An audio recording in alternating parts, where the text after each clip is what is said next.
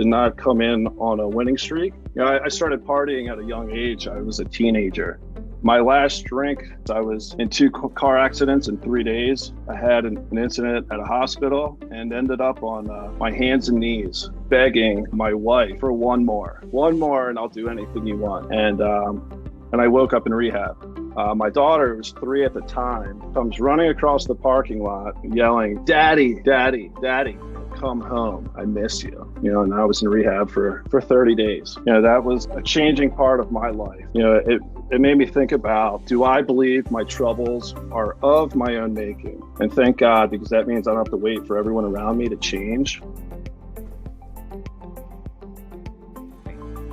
Welcome to the Daily Reflection Podcast with your hosts, Michael L. and Lee M.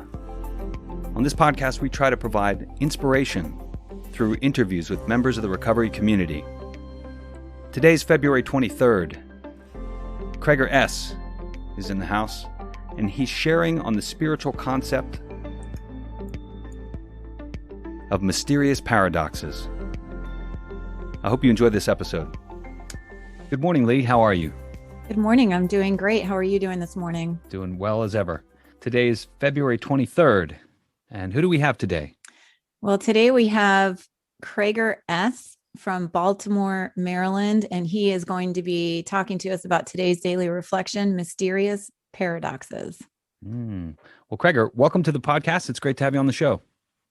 Thank you for having me. Perfect. Well, we start the podcast in the same way every day.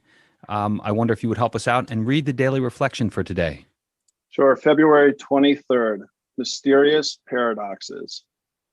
Such as the paradox of AA, regeneration, strength arising out of complete defeat and weakness, the loss of one's old life as a condition for finding a new one. AA comes of age, page 46. What glorious mysteries paradoxes are. They do not compute, yet when recognized and accepted, they reaffirm something in the universe beyond human logic. When I face a fear, I am given courage. When I support a brother or sister, my capacity to love myself is increased. When I accept pain as part of the growing experience of life, I realize a greater happiness. When I look at my dark side, I am brought into new light. When I accept my vulnerabilities and surrender to a higher power, I am graced with unforeseen strength. I stumbled through the doors of AA in disgrace, expecting nothing from life, and I have been given hope and dignity. Miraculously, the only way to keep the gifts of the program is to pass them on. Mysterious paradoxes. I'll ask you first, tell me what this means to you just as you're reading it now. Yeah, so I picked February 23rd because today is the day of my 2nd anniversary of continuous sobriety. Congratulations. So right there in itself, it's a mysterious paradox.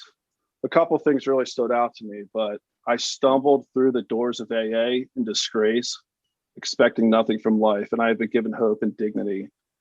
That is true for me. I did stumble in the doors of AA, did not come in on a winning streak, and I started partying at a young age. I was a teenager. My last drink looked like this. I was in 2 car accidents in 3 days. I had an incident at the Horseshoe Casino in Baltimore, an incident at a hospital, and ended up on my hands and knees begging my wife for one more, and I'll do anything you want.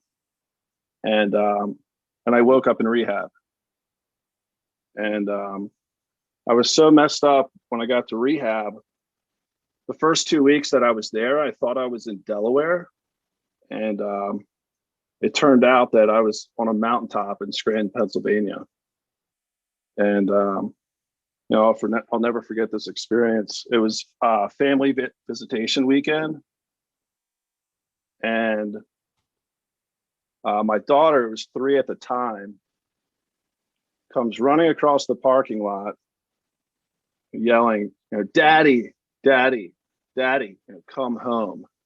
I miss you." And, and I was in rehab for 30 days.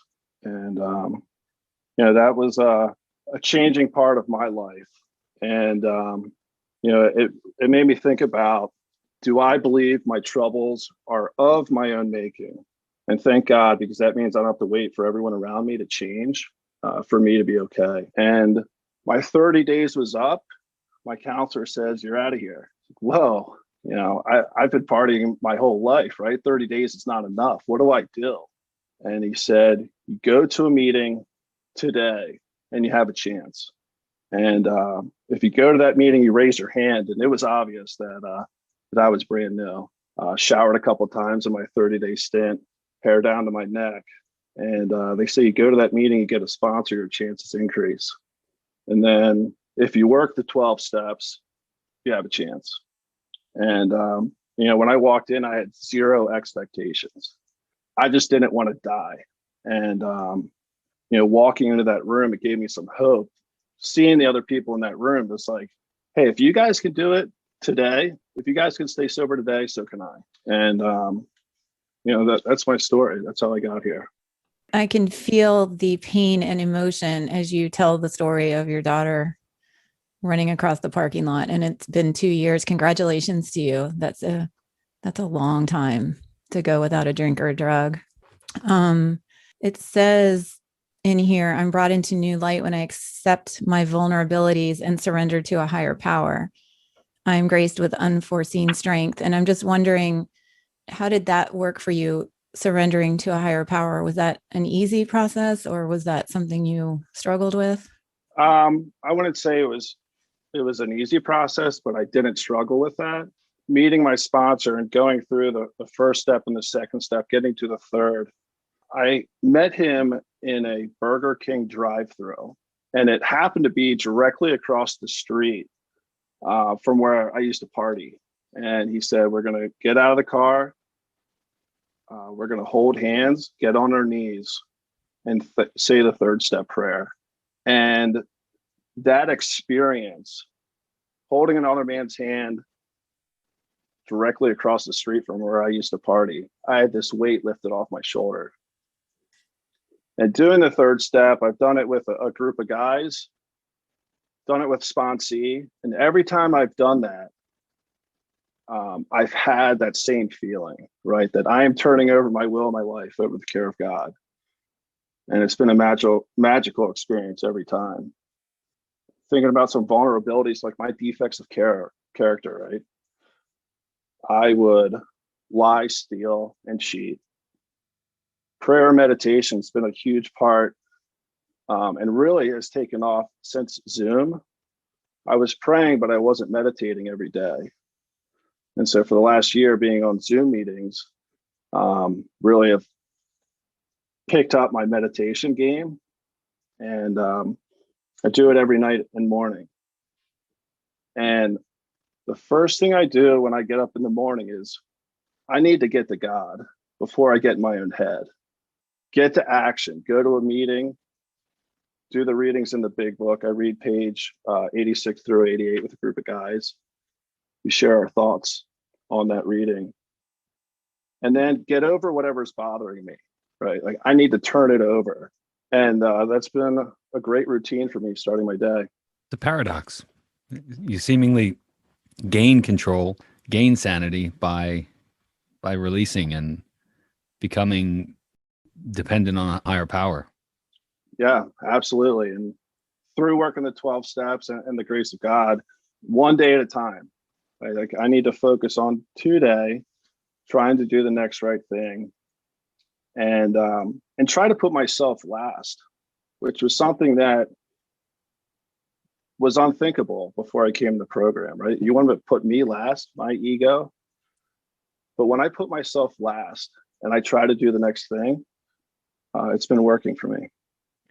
How has working the program changed your life and your relationships today? How are things different for you? Yeah, so it talks about in the daily reflection, like when I support a brother or sister, my capacity to love myself has increased. Remember, the first time that I helped somebody and didn't expect anything in return, I've never felt that feeling before, right? And I'll never forget that feeling. helping somebody and not expecting anything in return. That was really unheard of for me. It's one of the gifts of the program, I guess, that we go from being so incredibly self-centered, so selfish, so destructive, actually, to then becoming purposeful about wanting to help others. Like it's really a 180-degree shift.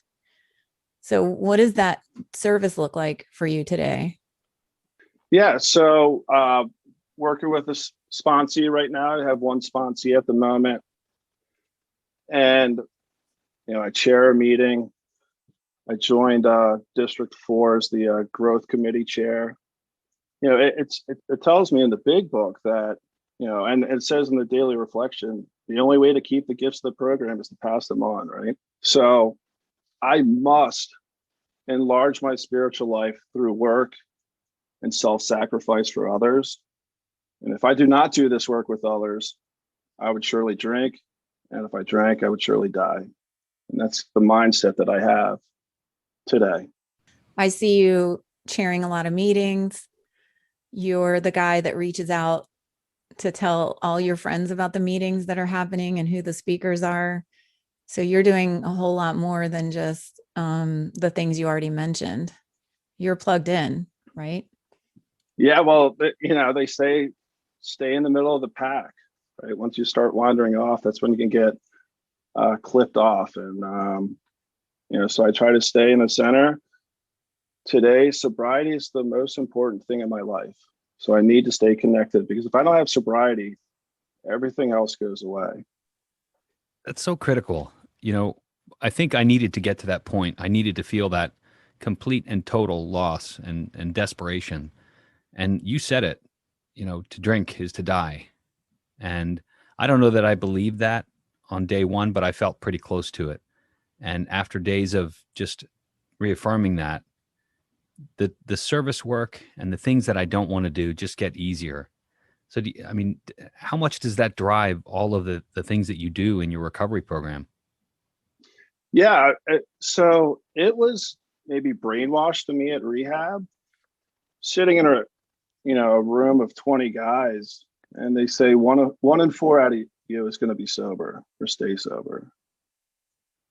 You'll be in jail. You'll be in an institution. You'll die. Maybe one of you will stay sober. And I was on the ropes before I got to rehab.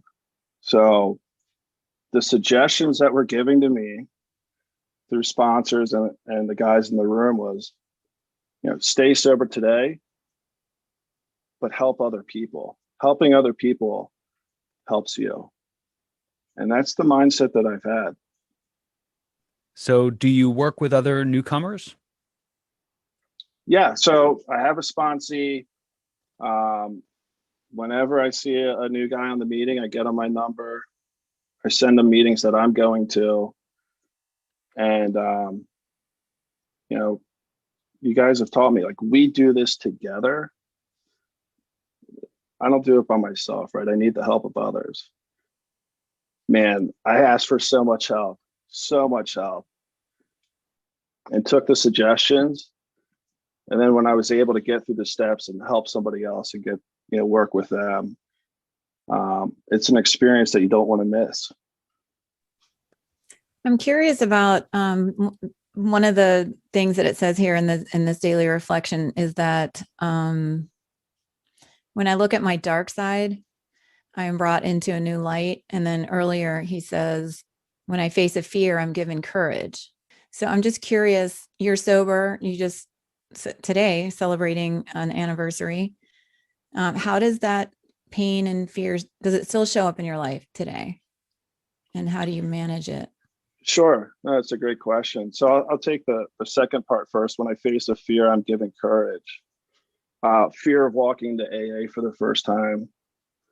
And I had a lot of disturbing thoughts, and everything was a trigger when I first came in, everything, because I would party everywhere I went, all day, every day. And somebody in the room pointed out to me that I can't control my first thought. That second thought, you can control? And what's the action that you take with that second thought? It was recommended to me that I say the Serenity Prayer. First thought's a freebie. I can't control that. That second thought, if I say the Serenity Prayer, and it talks about in daily reflection, when I face a fear, I am given courage.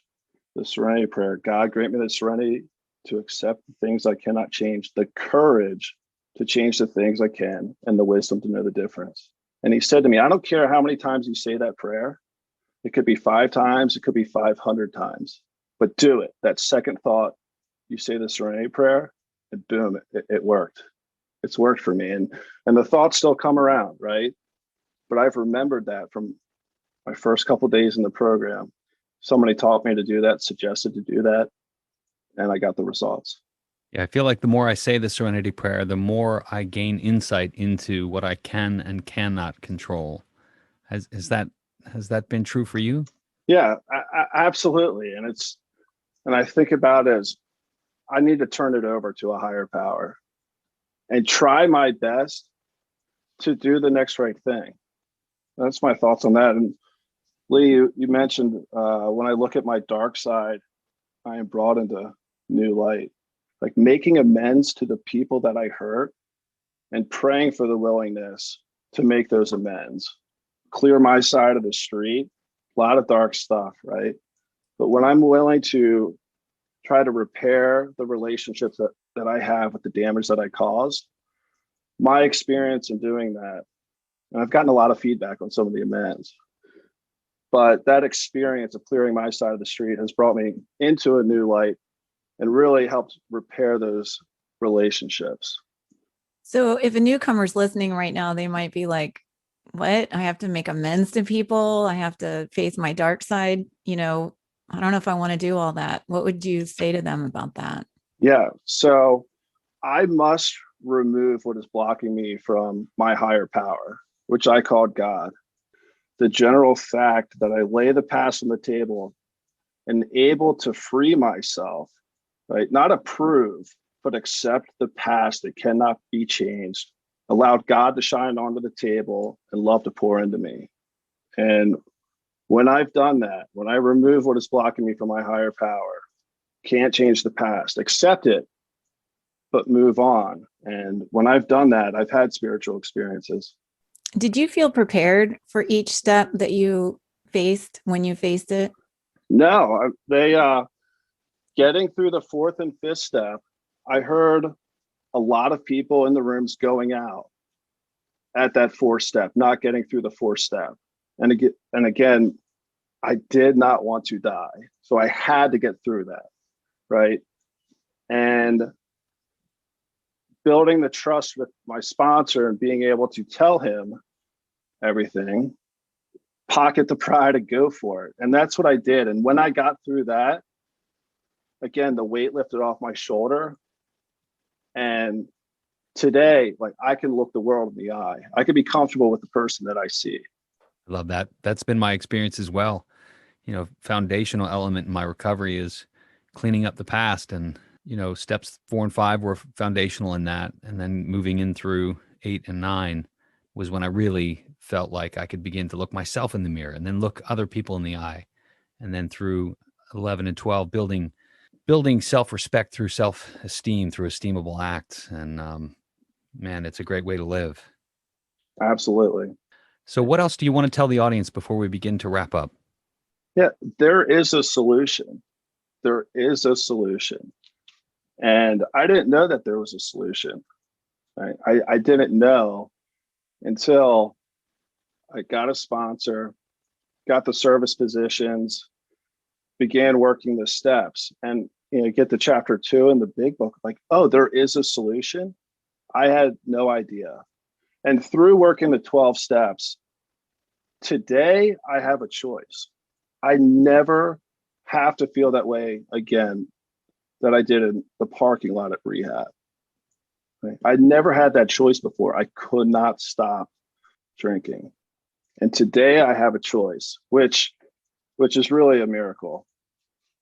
I love what you say about there's a solution, but I didn't know there was a solution. It's like we're literally taking away or asking people to remove the only solution they know without giving them any real access to any vision of what a different solution looks like. And that's what we're trying to do here with the podcast, is show people how it looks, a glimpse anyway. You don't really get the full picture until you actually walk it. But I love what you're saying. So you have found a solution that has essentially replaced your need to drink. Absolutely. Well, Krager, I want to thank you for spending time with us. It certainly inspired me for sure. Thank you for having me. It's been awesome. You guys are doing great work, so I appreciate the opportunity. Thanks so much for joining us today. Awesome job. Thanks to Krager for joining us today, and thanks to you for listening. If you want to find us online, you can find us on Facebook at facebook.com/groups/Daily Reflection Podcast. You can read about recovery on our blog at blog.dailyreflectionpodcast.com. If you want to help us out, you can provide a rating, a comment, give us some feedback on the podcast. Lee and I would really appreciate that. Thanks, everybody. Have a great day.